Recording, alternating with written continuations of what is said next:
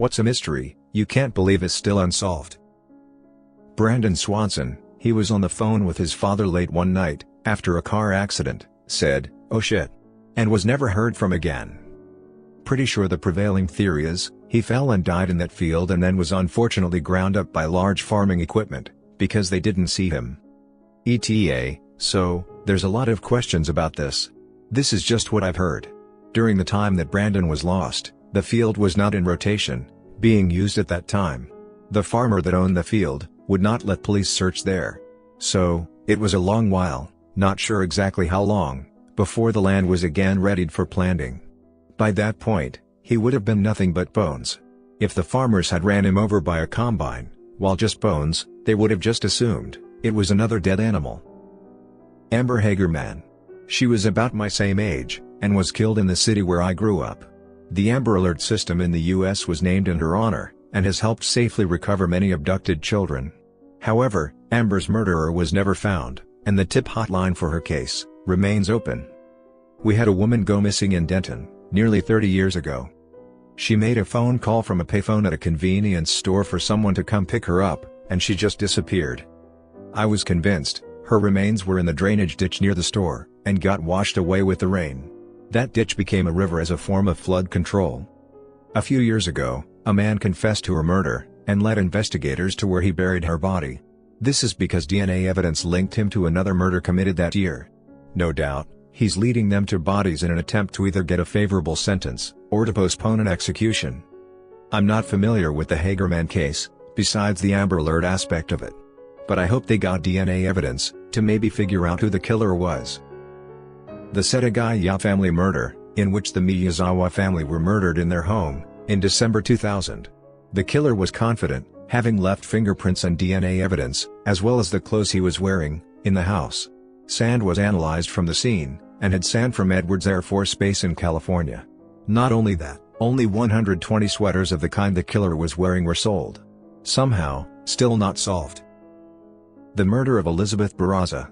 It was caught on camera, and the getaway vehicle was clearly seen. The murderer was speculated as being a woman, or man in a wig. Truly bizarre. Truly unfortunate, the camera angles are so close to revealing their identity by like mere centimeters, and no cigar. Really don't understand the motive. Same thing happened with Missy Bevers. She was murdered at a church, and they caught it on camera, and still haven't caught the person, and can't even tell if it was a man or woman, because the perpetrator was wearing a SWAT team uniform. Where the F is Shelley Miscavige? Tony Ortega is a journalist, who runs the website, The Underground Bunker.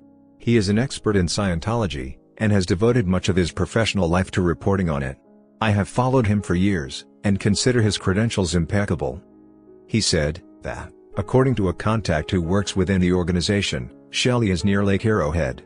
Scientology has a compound up there, called something like the Division of Spiritual Technology. That's the group in charge of inscribing Hubbard's words onto titanium plates, and burying by them in the desert for future generations. It's very isolated. She's up there, and handled quite closely. And I believe that's where the police made contact with her. Not at all suggesting that it's voluntary, or even that she's safe, but that was her last reported location. Ortega also talked about the circumstances of her disappearance. Apparently, David was out of town, and Shelley took the opportunity to assign workers to projects that David was dragging his feet on. He was outraged by her temerity when he returned, and he had her banished. Yep, you pretty much hit the nail on the head. The only thing I would add is that the Argonne facility, where they inscribe the plates and store them, seems to be where they send people who are too powerful, within the cult, to be declared an SP, and could challenge David's power. He sets them up with a nice, cushy prestigious job way out in the middle of nowhere. It's worth remembering, we only know who Shelley is in the first place, because she was his assistant, and thus photographed with him often, not because she was his wife. There are many victims of Scientology we never hear about. ETA, I don't believe anybody at that facility is being held against their will, in contrast to the Whole, or RPF, if that's still a thing. It's much more likely a peer pressure type thing keeping them there. For example, do you want to be the Scientologist who says no when given the opportunity to preserve LRH's writing for future generations? Isabella Stewart Gardner Museum, Art Heist, 1990. And they still have the empty frame up from the Rembrandt that was stolen. And little plaques, where I believe some drawings from Degas were stolen as well. It was pretty cool to see the heist becomes part of the museum. I know it's pretty unlikely at this point, but I really love the idea that some random homeowner in, like, Medfield, is someday going to tear down a wall and get the shock of their lives. Some art that had been missing for a decade or more was found in a recently deceased couple's home in Arizona a few years back. So, you never know. People theorized that they stole them together, but I don't remember the details. I think they were both professors or art educators. Zodiac Killer, Mother effer went around in a costume and wrote letters taunting the police and all sorts, and they still aren't sure for certain who done it. I've got an open ticket on a person of interest right now.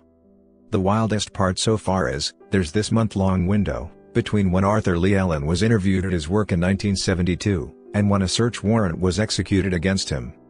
Smack in the middle of that timeline, another guy, in Sonoma County, is accused of drunkenly confessing to being the Zodiac. 5 feet 11 inches, 190, brown and blonde, early 30s, prior service Navy. Law enforcement determines he's not the Zodiac. Yet, if you follow that person's life forward in time, he goes down for murder 4 years later, and then for another murder just a few years after that. For a guy who was not guilty of murder, he was sure found guilty of murder, an awful lot. John Benet Ramsey. The ransom note, to me, makes it so the only suspects are family members. That thing is just so long, so filled with movie-like details, and so specific with John's bonus. Plus, it looks like Patsy's handwriting. Even so, I can't think of any theory that makes total sense. If Burke did it on accident, why'd they send him to the neighbors, since he could have let something slip? If John did it, would Patsy really help him cover it up? And if Patsy did it, how John seemed to know right where the body was. Sneha Phillip, the doctor who was last seen shopping at a store near her Lower Manhattan apartment the evening of September 10, 2001, but never returned home that night. Obviously, we all know what happened the next morning. Her husband and family hired a private detective and fought to have a review of her case done for several years before she was officially named a 9/11 victim, even though there is no solid evidence to prove she was at or in the World Trade Center at the time either plane struck or when the towers collapsed. But there's also no solid evidence to prove she wasn't at the World Trade Center, either. It's so crazy.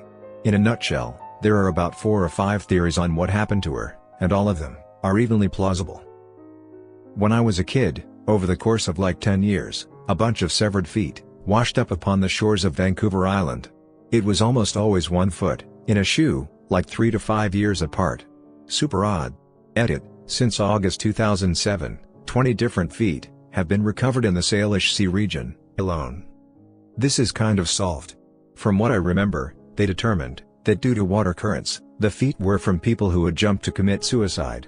Your ankle is a weak part of your body, and shoes float, so it's easy for a foot to break off of an ankle after a short time decomposing, and then float away somewhere. Jack the Ripper's identity. Victorian London's most famous killer. Inspires countless stories and fascination. Women brutally murdered. Lots of apparent evidence. And despite all this, no one can say for sure, or even largely agree, who he is. I work near Whitechapel, too. Crazy the history there. My personal theory is, a dude named Dr. Francis Tumblety. He was an American medical quack that bounced around a lot. He even lived in my hometown of Hamilton, Ontario, at one point, which would explain the murder of 2 prostitutes who had their throats slashed here before the Ripper murders took place. Some evidence Tumblety could be the Ripper. He matched the description. He had thick mustaches and a gentlemanly demeanor.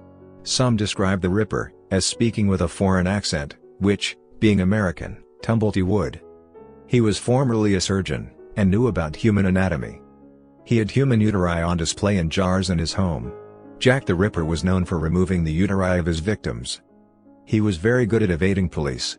He was investigated multiple times for fraud, and each time he kinda disappeared and relocated. He had a vendetta against prostitutes, and was a known misogynist, because his former wife had been a prostitute, and divorced him. He was living in Whitechapel at the time of the Ripper murders. Friends of Tumblety, or people who knew him, said they would not be the least bit surprised if he was the Ripper.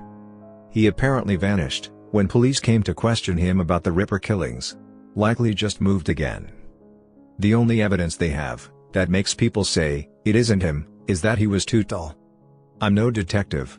I'm not even an armchair detective, but I'd put my money on that guy. I grew up in a very small town. 4 people lived there named Reggie, and all of them mysteriously disappeared within 2 years. Never solved, not even a clue. Never heard from any of them again. 9 years go by, someone named Reggie moves to the town. Within 30 days, they disappear, never heard from again. That was 18 years ago, still no one knows what happened. A bit off the cuff, but the coca lizard epidemics. This illness broke in Central America after Europeans made contact, in the 16th century. And it destroyed entire villages. One epidemic killed 10 to 12 million people, even more than smallpox in the area. Absolute desolation. No one knows what illness it was. Was it a hantavirus? Smallpox? Salmonella? Viral hemorrhagic fever? Why did it always appear after a drought? Where did it go? We will probably never know. My favorite podcast, This Podcast Will Kill You, did an episode on coca lizard, going into detail about contact and colonization, and how and why there isn't much historical record on this. How did reporter Dorothy Colgallen, who was investigating the Kennedy assassination, and had interviewed Jack Ruby, end up dead, hours after appearing fine, on the What's My Line TV show? She was found sitting up in bed at home, in a room she didn't normally sleep in, with her makeup still on, and her Kennedy case file missing. It was never found, and her death was never properly investigated. I was cycling home from work one day. I was 18 or 19. This is in Ireland in the early 1980s. I thought I saw my first cousin walking along the path, on the far side of the road. He was living and working in a town about 25 miles away. So, I went over to say hello. It wasn't my cousin. It wasn't even anyone I knew. It wasn't anyone I had ever seen before. But he knew me, knew my name, knew where I was from, called me Mr. Lone Swimmer. I got utterly flustered, and confused, and embarrassed, and pretended I knew who he was, and that I'd come over to say hello. So, then I couldn't admit I had no idea who he was, and I left after a brief exchange. That was 40 years ago. I still have no idea who that was. I never saw him again. I could remember his face and voice for many years afterwards. I would even dream of him, but I've forgotten those now, except a vague sense. Malaysia Flight, MH370. The prevailing theory among experts is that it was murder or suicide by the pilot. A later investigation of his computer found that just days before the flight, the pilot had done a test run in his home flight simulator, where he took off from the same airport, turned the plane south, and just let it crash into the ocean once it ran out of fuel. Debris has washed up in places that are consistent with a crash, far south of where the plane went off radar, and experts have determined that based on how the tracking systems worked, it's definitely possible that the pilot did some things to make the plane harder to follow, to avoid any sort of interception, and knowledge of what was going on.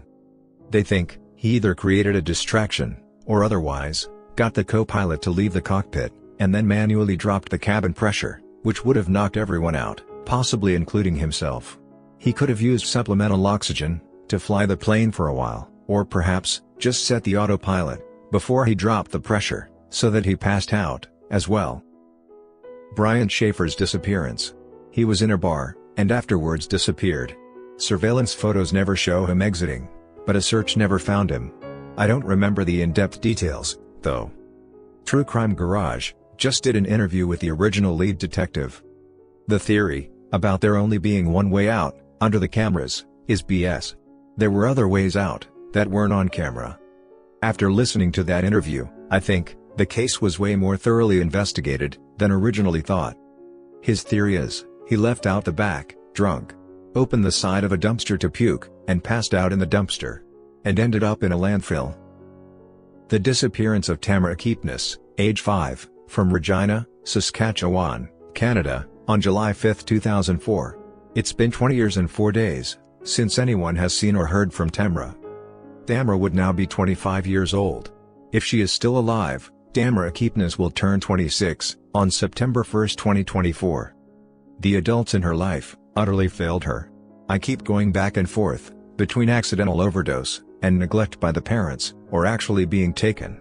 And if she was taken, it isn't really a stretch to imagine shady characters or dealers, who knew Lorena and Dean, realized how easy it would be to take their kids, without them realizing it immediately. There is a mystery that nobody thinks is a mystery. But personally, I'm suspicious. There are a lot of missing Native American teenage boys in the area around Yakima, Washington. Some of them were high risk, but not all of them. At the start of the pandemic, boys started going missing, at like a 20% higher rate, and then it calmed down after the pandemic. Some as young as 12 to as old as 23. The police don't properly investigate. Just write them off as at-risk teens that ran away. As of now, they are not considered connected, and there are more, but you have to dig through Yakima County missing persons. I don't know, I feel like so many serial killers get away with it because they target Native Americans. Look at the Center for Missing and Murdered Indigenous Women, and police in rural areas are often racist pieces of shit. I think one day, we are going to uncover what's happening to these boys. Carlene Tengelson. In 1972, she disappeared after stopping by Westgate Mall, here in Macon, Georgia. Carlene's mom got a phone call from her youngest daughter, who was at a day camp. She called because Carlene hadn't picked her up. Mr. Tengelson found the car later that night. It was parked across the street from the mall, at a donut shop. At the time, the police didn't take her disappearance seriously, and assumed she ran away. Years later, the police department issued a formal apology, and admitted they dropped the ball. When Carlene's parents moved away, a year later, they asked a neighbor if they could keep a phone with Tengelson's telephone number at their house, in case she ever called. Carlene never called. If you are a Long Island serial killer fan, the whole Shannon Gilbert story is pretty strange. She was found dead in a field around Gilgo Beach, after running around a neighborhood naked. She called 911, and said some weird stuff, like, "They are going to kill me," but investigators think she just had a psychotic episode, ran into the marshland, and died of the cold. Her death and body helped identify there was a serial killer in Gilgo Beach. He was caught last year, and is now suspected as being one of the most prolific serial killers in American history.